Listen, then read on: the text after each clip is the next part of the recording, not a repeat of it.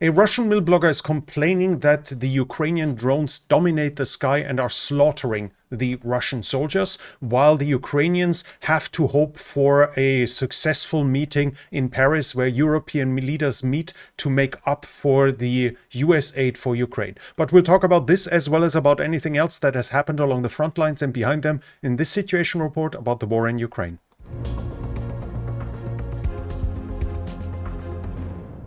Surfshark VPN is sponsoring this channel for this month. If you want to bypass geo-blocking or hide your internet activity all with a convenient app, then use Surfshark VPN for just $2.09 a month by using my link. You get 4 months extra as well. Thank you, Surfshark, for sponsoring this channel.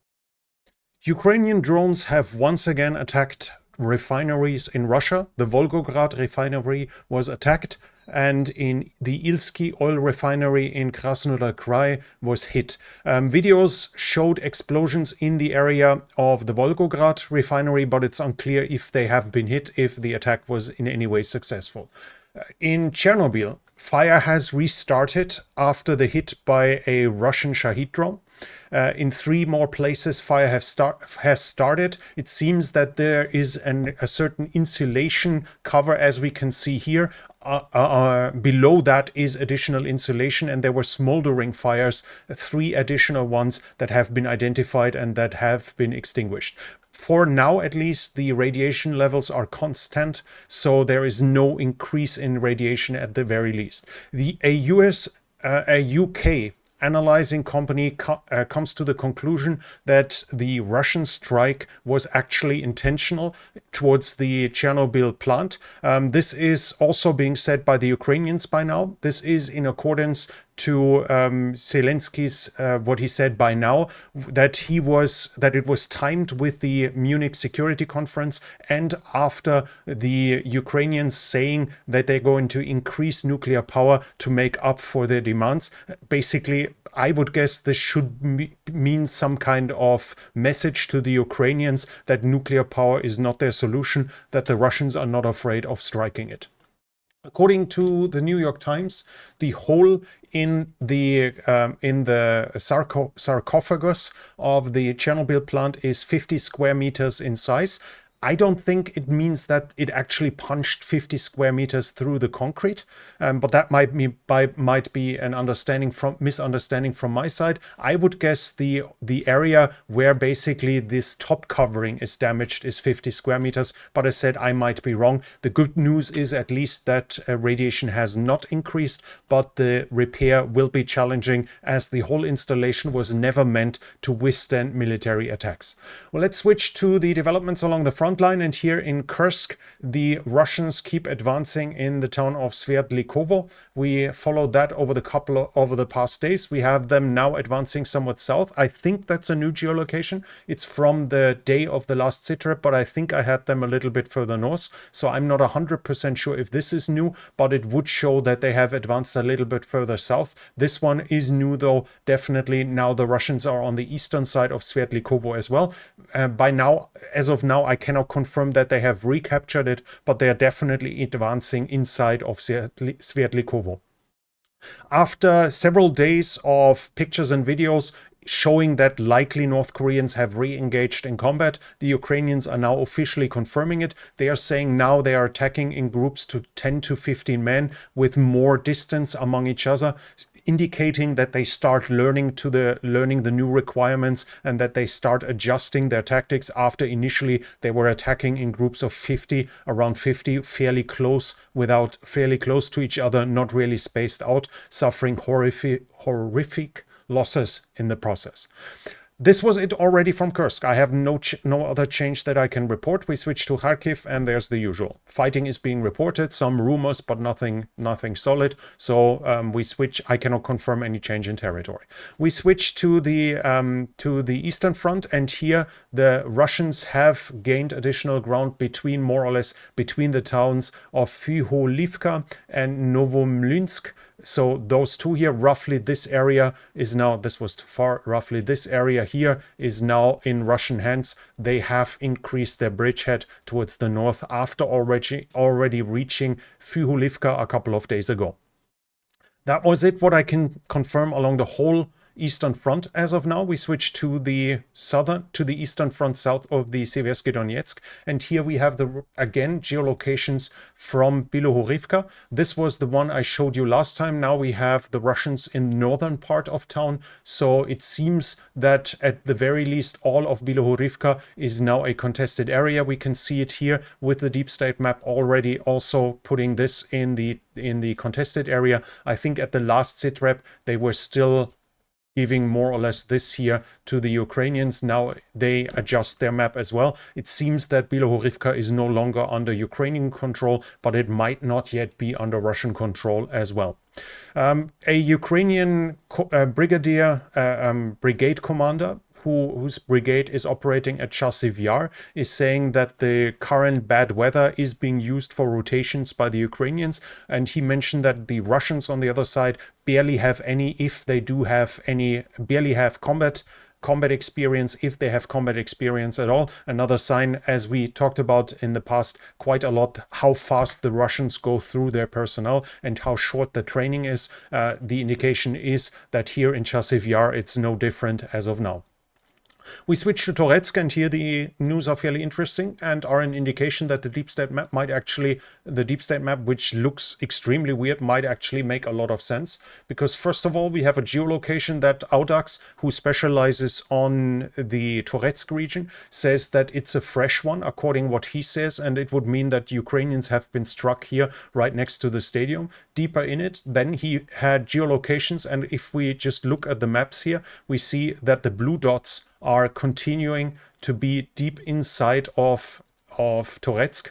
Those are strikes that he identifies at least as recently. So, of course, there's always the possibility that a video might be published significantly later than it was done. But especially with this one here, he identified that the buildings show damage that recently was not there yet. So it might be that Ukrainians are actually still operating fairly deep inside of Toretsk, despite us having seen the Russians at basically every part of the outskirts of Toretsk. So it might actually be that Ukrainian presence inside of Toretsk is still somewhat significant.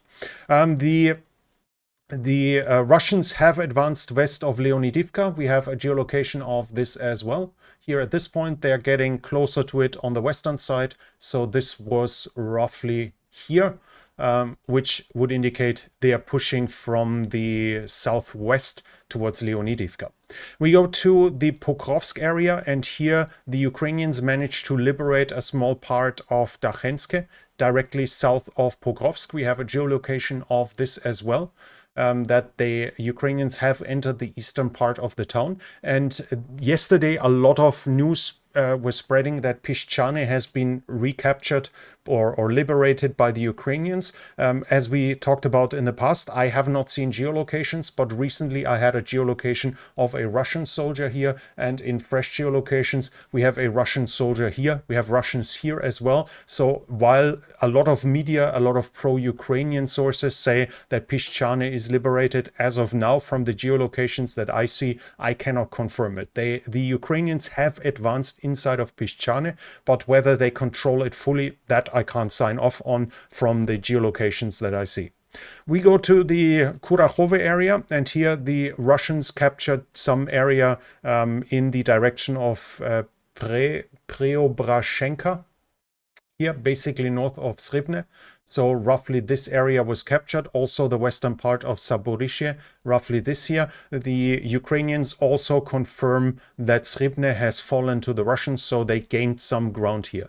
The Russians also gained additional ground inside of Andrivka. We have fresh geolocation here in the northern part of Andrivka, but the more significant advance is that the Russians have reached Ulakli and have entered it and have taken control over significant parts of it. First, they were to the southeast of it, getting close to Ulakli and thus to the line of communication towards Dachne, and then they have shown to be inside of it. Now, the geolocations do not confirm this control, but then again, this is a pro-Ukrainian map. So if they give half of Ulakli to the Russians, we assume that this is true. And as we can see, they basically put the rest of Ulakli into the contested area, indicating that there's no solid Ukrainian control over this area anymore.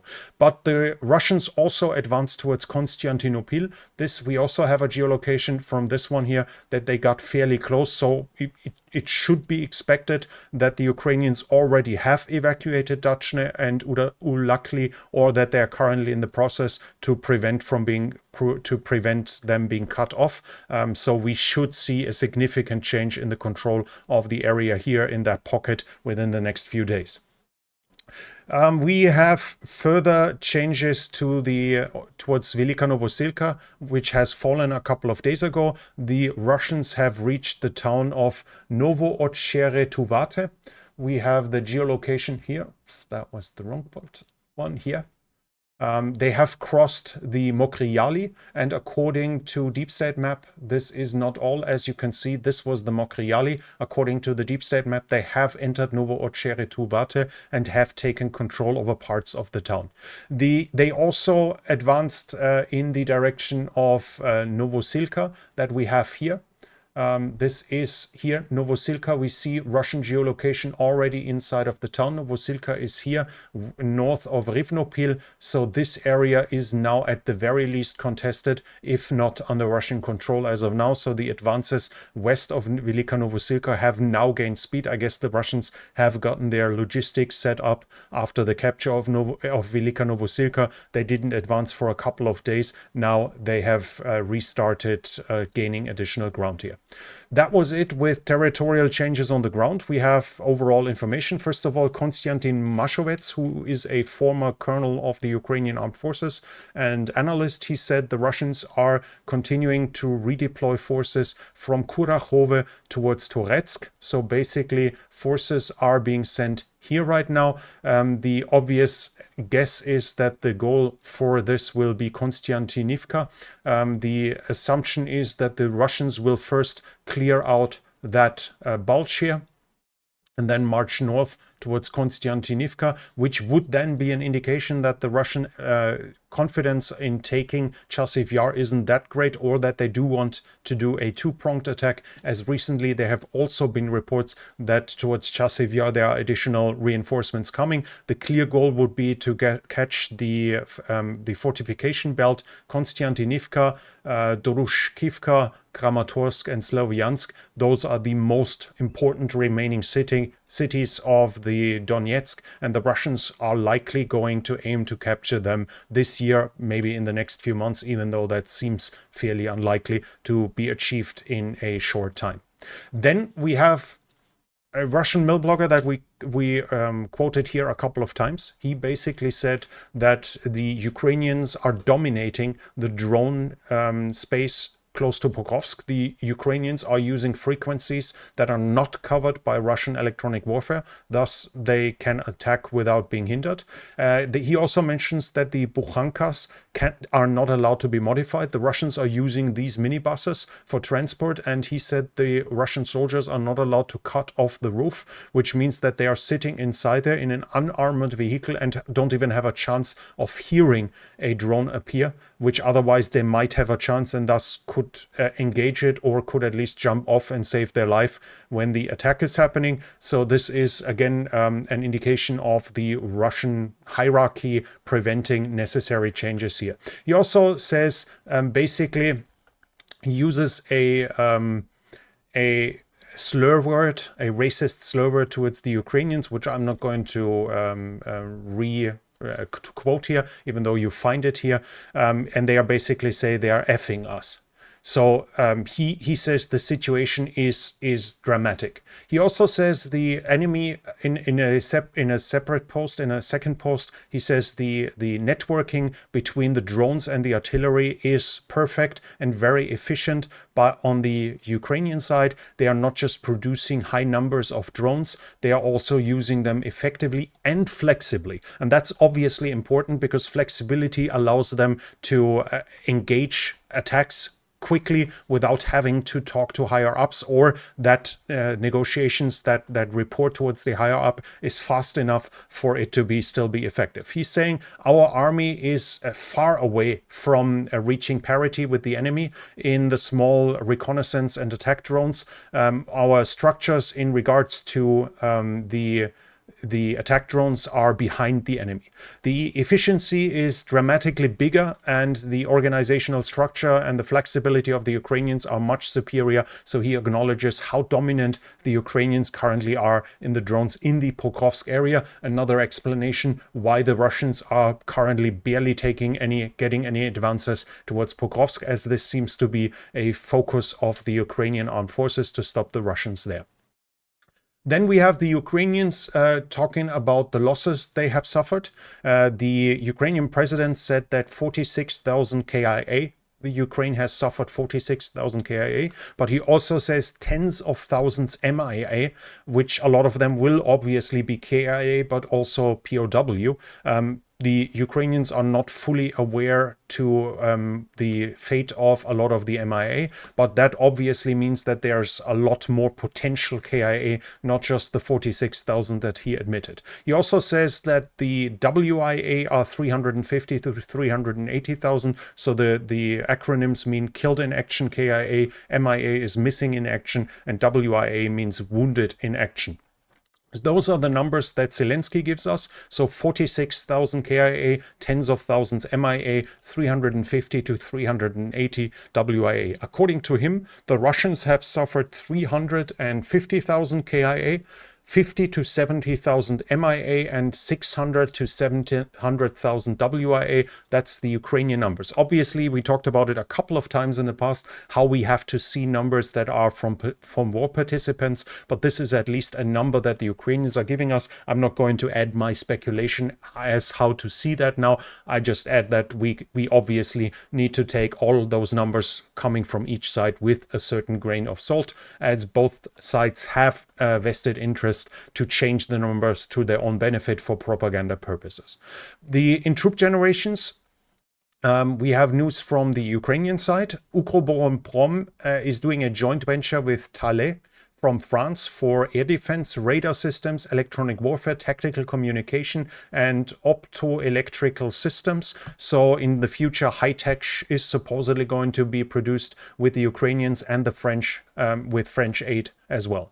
In the political sphere, Marco Rubio and Sergei Lavrov have had a phone call after the phone call of Putin and Trump, and the delegations from the United States, Russia, and Ukraine are on their way to Saudi Arabia for preliminary peace talks. And while peace talks are, it's somewhat framed as peace talks, from everything we see, it's more like a finding out if there's any chance for anything, the willingness for each side to continue with talks. So even in the best of cases, there is not to be expected a result of this, except that additional negotiations will continue afterwards.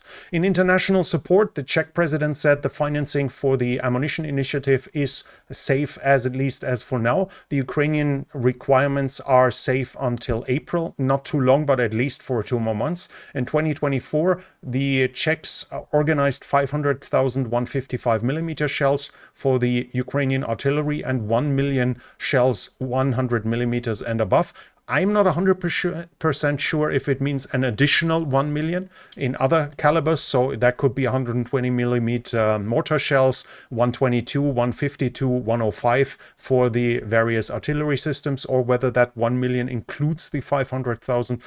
It seems it's in addition to it, but even though I'm not 100% sure. Then we have the British Prime Minister saying that he's willing to send UK peacekeepers to Ukraine.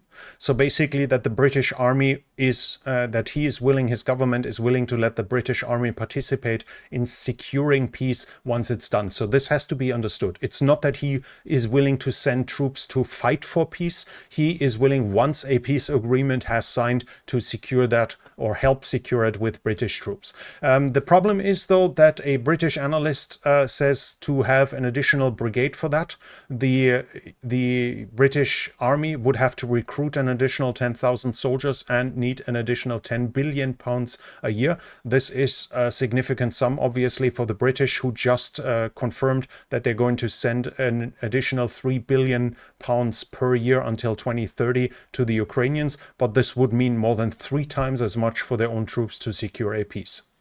Michael Kaufman, the very well-known analyst of the war in Ukraine, is basically saying, is giving some hope in regards to European peacekeepers. He says that while it's unrealistic, obviously, to send enough European troops to secure the front line and deter the Russians by sheer strength, that's not really necessary if a tripwire deployment is planned.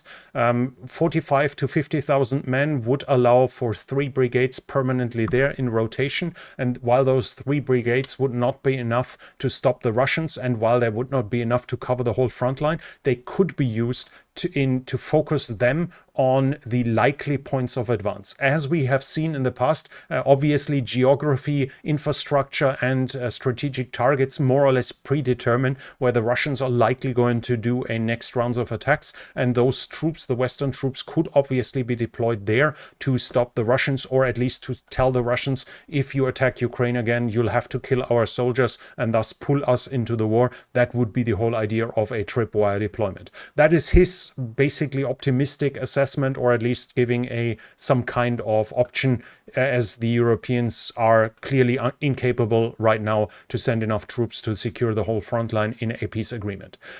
Right now, at this moment, there was today at least, there was a meeting announced for the most important European heads of government in Paris, where those governments will discuss how to keep aiding Ukraine without the United States, as obviously the US presence in the Munich Security Conference, as well as in the NATO summit, made it more or less clear that as of now there is no help to be expected from the United States, while the previously announced aid packages are still being delivered. So Trump has not stopped them. He is not to be expected to promise to announce additional aid anytime soon, and might not at all unless he gets something significant. So Europe, as of now, is looking for ways to do it by himself. Europe will basically will also, according to media reports, Europe will likely be able to buy US weapons to send them to Ukraine. This means that the arsenal of the United States would still be open if Trump is following through with this, which would mean that the US weapons would still be available for Ukraine, but obviously only if they are being paid for. And then that means that the European nations that are supporting Ukraine would have to make a decision if they want to use their 20+ trillion GDP and their 500 million inhabitants to decide the war for themselves, and thus for Ukraine, as this is currently the probably defining war for the continent for this century. This is where the Europeans seem to have the option that it will not be purely dependent on their own factories. They can use the US factories if they pay for it. That at least is some glimmer of hope. And then we have to see if the European nations are willing to take those steps to do that. At the same time, though, he seems to indicate buy American arms. If they do, then the 5% requirement might be negotiable and might be reduced. This is obviously interesting that he seems to combine US aid for NATO with buying US weapons.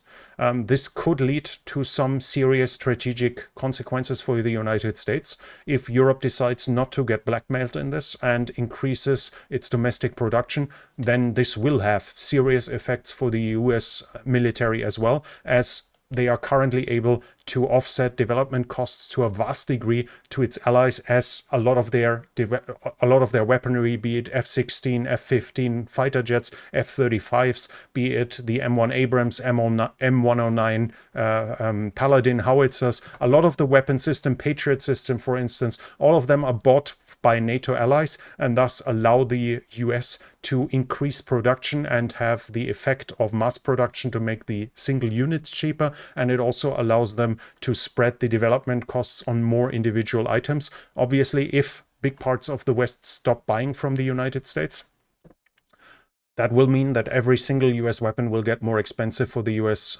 taxpayer, and Trump might lead to a development like this. And then we have news from the resource deal in Ukraine. According to reports, his envoy went to Ukraine and basically put a memorandum on their table and gave them 1 hour to sign it. And according to the reports, it basically says, hand over your resources. The good thing about it, it was at least only a memorandum, not a contract. So that's not as solid a level. But obviously, we see the economists call it a shakedown diplomacy. And I have to admit that kind of sounds like it. This seems Zelensky declined to sign after being presented with it and giving 1 hour to sign it. He obviously declined to sign. We'll have to see how this continues. We know that his peace plan offered Ukrainian resources, and with the US now having a transactional government, it's unlikely that they just keep sending weapons. But if they are being paid for, even by Ukraine with resource licenses, then that might be a different story. So that is not necessarily the end of the story, but we'll have to see how it turns out. Interestingly, though, there is some speculation that the US might guard their resources. But the problem there is we're talking guarding the resources. We're not talking about guarding the country. And then again, if we want to go to the extreme and take the worst possible option, that could also mean that Putin calls Trump and says, I'm going to invade them again, but don't worry about your men and don't worry about your resources. We're just going to march around them. We're not going to harm them. Just tell us where they are. Just tell them to shelter in place. And once we've taken the country, you can keep your contracts. We will honor the contracts. That could at least theoretically be an outcome of this. So US soldiers that are not along the front line, that are at mines to guard them, might not help Ukraine whatsoever. But we'll have to see how that turns out to go into the future. Then we have news from the United Kingdom. 24 pilot trainees have been trained there. Right now, it's planned that the UK will train 20 pilots a year, and now we are talking about actual rookies. So the Ukrainians have identified individuals that are qualified to become fighter pilots. I don't know to which degree it's civilian pilots. I talked about it in the past that obviously in cases of war, a logical solution would be to identify civilian pilots that are capable physically, mentally to become fighter pilots, because there at least you don't need to teach the basics. Somebody who has flown a 747 cannot automatically fly an F-16, but he knows how to fly with instruments. He knows, he probably speaks English. He knows of aerodynamics and of physics of flight, and thus would probably shorten the training phase simply because he has the basics of flight itself already understood. So in this case, it seems to be that those are actually complete rookies. 24 have finished, 20 are planned a year now, and those 24 are going to go to France very soon, where they're going to train 6 months on the Alpha jet, and then after those 6 months, they're going to be transferred to Romania to train on the F-16. So the pipeline to recruit new pilots is currently going on, and Ukraine will receive additional pilots in the near future. Then we have, while we're already talking about pilots, this is a picture that surfaced yesterday.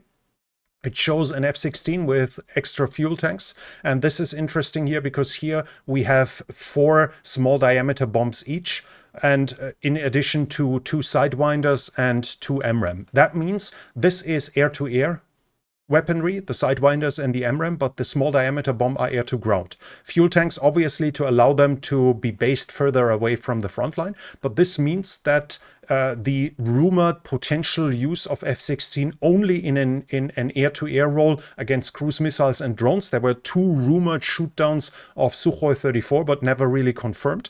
But apart from that, there were confirmations that the F-16s were intercepting cruise missiles. This phase, if it was ever true, because we do not have an official confirmation that the Ukrainians didn't use the pilots along the front line. If this phase ever existed, it's now over.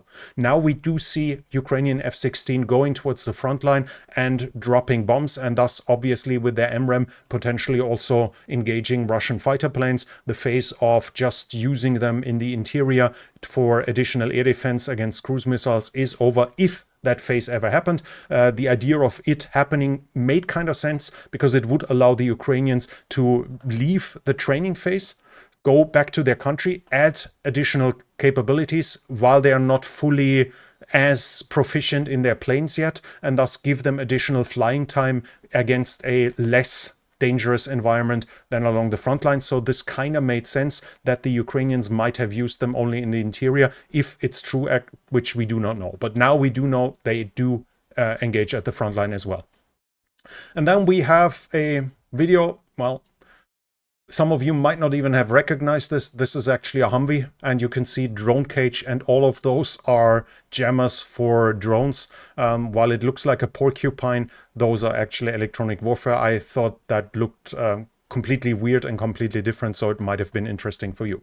But that was it from me for today, for today's situation report. If you liked it, please give it a thumbs up. I made a video about the peace process and its perspectives. It's going to be published tomorrow. Members can already see it today. So thank you to the members and supporters at this point. But as said, if you don't want to miss future videos, I want to invite you to subscribe to the channel and hit the bell icon so you don't miss them. This channel is only possible because of the support of viewers like you. If you like to support the channel, you can do so by the means in the description. But that's it from me for now. Thank you for watching, and I'll be back.